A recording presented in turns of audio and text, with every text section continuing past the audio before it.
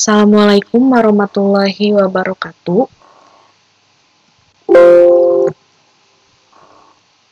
Di sini, untuk memenuhi tugas ekonomi teknik, kami akan menjelaskan beberapa materi serta beberapa contoh soal. Sebelumnya, saya akan memperkenalkan anggota dari kelompok ini. Yang pertama ada saya sendiri, Cantika Balkis. Kedua, Muhammad Alif Naufal. Dan yang ketiga, Muhammad Giral Wahid Ramadan. Beberapa materi dan contoh soal yang kami ambil bersumber dari e-book Engineering Economic Analysis dan e-book Fundamental of Engineering Economy. Yang pertama, kami akan menjelaskan mengenai pemulihan investasi. Nah, investasi pada hakikatnya merupakan penempatan sejumlah dana pada saat ini dengan harapan untuk memperoleh keuntungan di masa mendatang. Namun, dalam dunia yang sebenarnya, hampir semua investasi mengandung unsur ketidakpastian atau risiko. Investasi dibedakan menjadi dua, yaitu pertama ada investasi pada real asset, diwujudkan dalam bentuk pembelian aset produktif, pendirian pabrik, pembukaan pertambangan, pembukaan perkebunan, dan lainnya. Kedua, investasi pada financial asset, dilakukan di pasar uang, misalnya berupa sertifikat deposito, commercial paper, surat berharga pasar uang, atau dapat disingkat menjadi SBPU. Nah, atau dilakukan di pasar modal misalnya berupa saham, obligasi, opsi, reksadana, dan lainnya.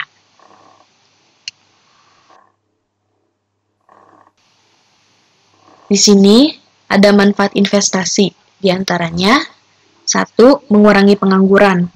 Investasi membuka banyak lapangan pekerjaan yang diperlukan untuk mewujudkan tujuan dari manfaat investasi itu sendiri. Kedua, memajukan negara dalam jangka panjang. Dan yang ketiga, meningkatkan pendapatan.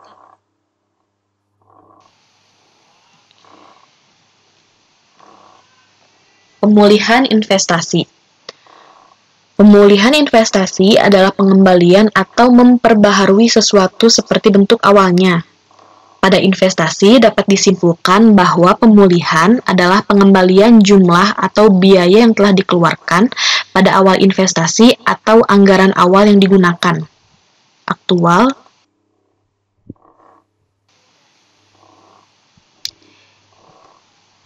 Ini merupakan contoh soal pemulihan investasi. Diambil dari e-book 1 chapter 4, bagian 4 strip 14. Nah, ini ada rumus serta penjelasannya. Di sini ditanyakan perusahaan ingin memulihkan investasi dalam 15 tahun. Investasi yang didapatkan pemulihannya selama 15 tahun yaitu segini.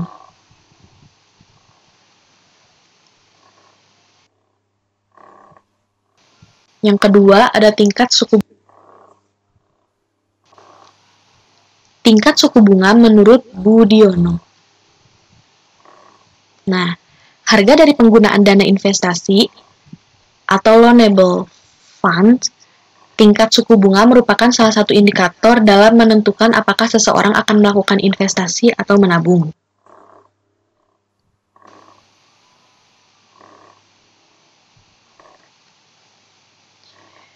Fungsi tingkat bunga. Di sini ada penjelasan mengenai suku bunga, yaitu harga dari pinjaman. Suku bunga dinyatakan sebagai presentasi uang pokok per unit waktu. Bunga merupakan suatu ukuran harga sumber daya yang digunakan oleh debitur yang harus dibayarkan kepada kreditur. Nah, di sini fungsi tingkat bunganya adalah pertama, sebagai daya tarik bagi para penabung yang mempunyai dana lebih untuk diinvestasikan. Lalu yang kedua, suku bunga dapat digunakan sebagai alat moneter dalam rangka mengendalikan penawaran dan permintaan uang yang beredar dalam suatu perekonomian. Yang ketiga, pemerintah dapat memanfaatkan suku bunga untuk mengontrol jumlah uang yang beredar.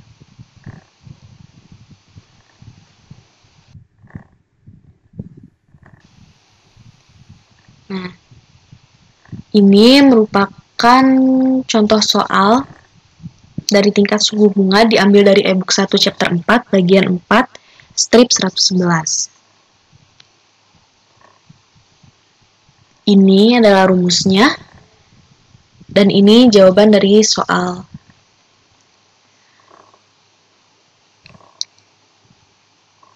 Yang ditanyakan adalah tingkat suku bunga 10% digabungkan per bulan dalam jangka waktu 8 tahun.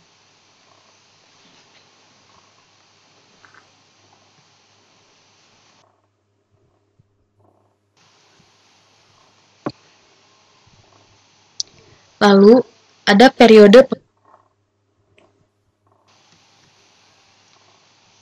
payback periode. Payback periode adalah suatu jangka waktu yang dibutuhkan untuk mengembalikan modal dana yang sudah dikeluarkan oleh para investor. Dalam bahasa Indonesia, payback periode disebut juga dengan periode pengembalian modal. Nah, para bisnis dan investor itu lebih sering menggunakan cara payback periode ini atau pengembalian modal dalam menentukan atau mengambil keputusan investasi. Apakah perusahaan tersebut layak untuk diinvestasikan atau tidak.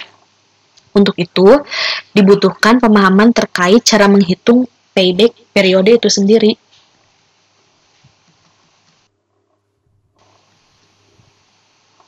Di sini ada kelebihan payback periode, diantaranya 1. Mengetahui kurun waktu pengembalian dana investasi.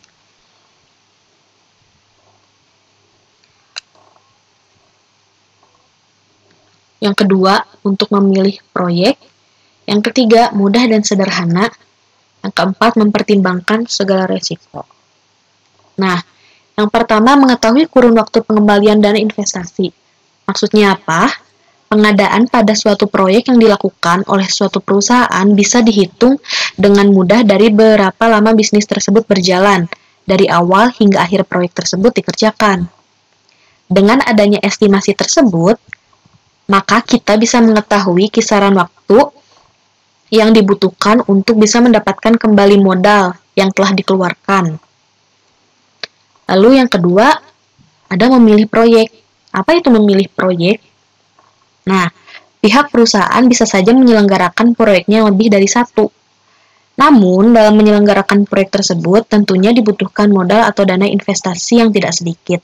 Jadi, jika suatu perusahaan bisa mengadakan dua jenis proyek, maka kita bisa melakukan perbandingan dari penyelenggaraan dua proyek tersebut. Mana yang lebih baik? Atau mana yang lebih menguntungkan? Yang ketiga, mudah dan sederhana. Mudah dan sederhana itu apa maksudnya? Nah, di sini, payback periode bisa dilakukan dan dihitung dengan suatu rumus yang mudah. Rumus yang paling umum digunakan adalah nilai investasi dibagi investasi per tahun.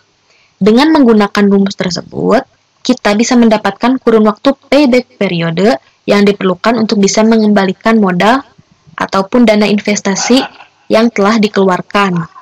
Lalu, yang terakhir, ada mempertimbangkan segala resiko.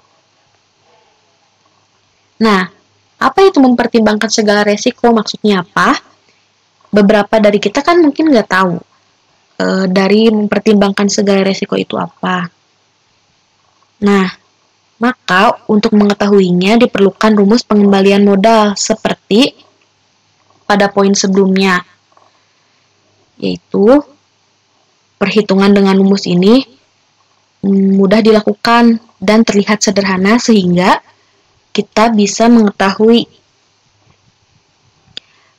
berapa dana yang kita keluarkan dan berapa dana yang akan kita dapatkan. Nah, di sini ada kelemahan payback periode. Dengan adanya perhitungan kurun waktu pengembalian modal, maka kita akan lebih fokus pada pengembalian modal atau investasi saja.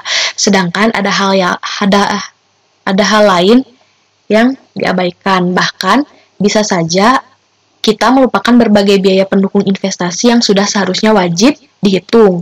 Selain itu, payback periode juga digunakan hanya untuk menghitung lamanya waktu pengembalian modal.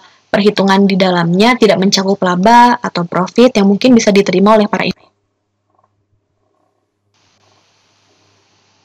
Ini merupakan contoh dari payback periode, diambil dari e-book 2, chapter 5, bagian 5, strip 4. Nah, rumus payback periode adalah nilai investasi dibagi kas masuk bersih. Di sini nilai investasinya adalah 5.000. Dan kas masuk bersihnya adalah 3.000. 5.000 dibagi 3.000 sama dengan 1/2/3 tahun. Jadi, periode payback yang didapatkan oleh perusahaan dalam kurun waktu 1 tahun 8 bulan.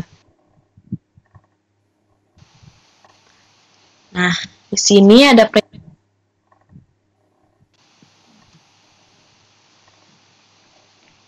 apa itu present value? Present value adalah sebuah perhitungan yang dilakukan untuk menyatakan bahwa nilai uang hari ini dapat bernilai lebih dari jumlah yang sama di masa depan. Dengan kata lain, uang yang diterima di masa depan memiliki potensi untuk tidak sebanding dengan nominal uang yang sama hari ini.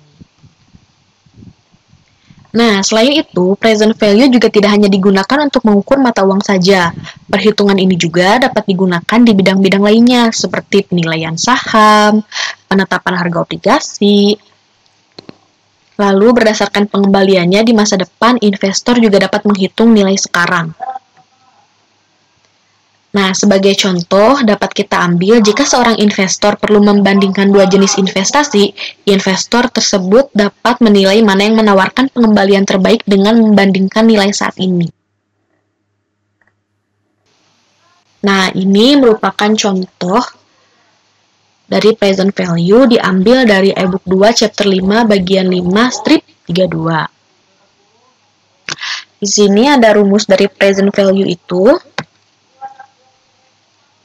Dan ini jawaban dari present value contoh soal di samping.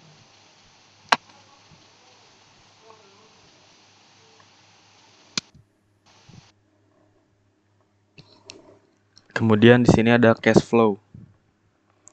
Cash flow atau aliran arus adalah sejumlah uang kas yang keluar dan yang masuk sebagai akibat dari aktivitas perusahaan. Dengan kata lain adalah aliran kas yang terdiri dari aliran masuk dalam perusahaan dan aliran kas keluar perusahaan serta berapa saldonya setiap periode. Bila kita memiliki sejumlah uang sekarang atau jaminan adanya sejumlah uang di masa mendatang, maka dapat dikatakan bahwa sejumlah uang yang ada sekarang setara dengan sejumlah uang atau seri uang di waktu yang akan datang. Kemudian ini ada contoh soal dari e-book 1 chapter 4 bagian 4.138.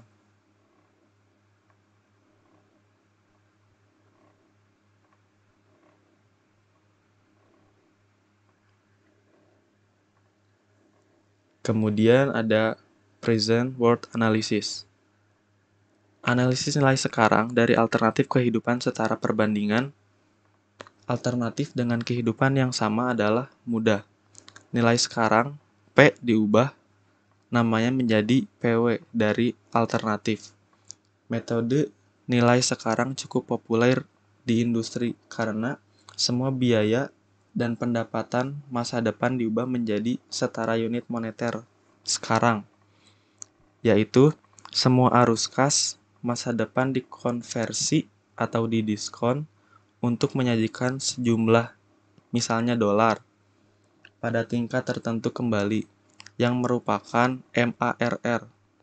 Ini membuatnya sangat mudah untuk ditentukan alternatif mana yang memiliki keuntungan ekonomi terbaik. Arus kas masuk menggambarkan semua pendapatan yang dibawa ke bisnis Anda melalui aktivitasnya, strategi apapun untuk mendatangkan keuntungan ke dalam bisnis. Arus kas keluar mencakup semua hutang, kewajiban, dan biaya operasional sejumlah dana yang keluar dari bisnis Anda. Dan ini contoh soal dari e-book 2 chapter 5 bagian 5.18.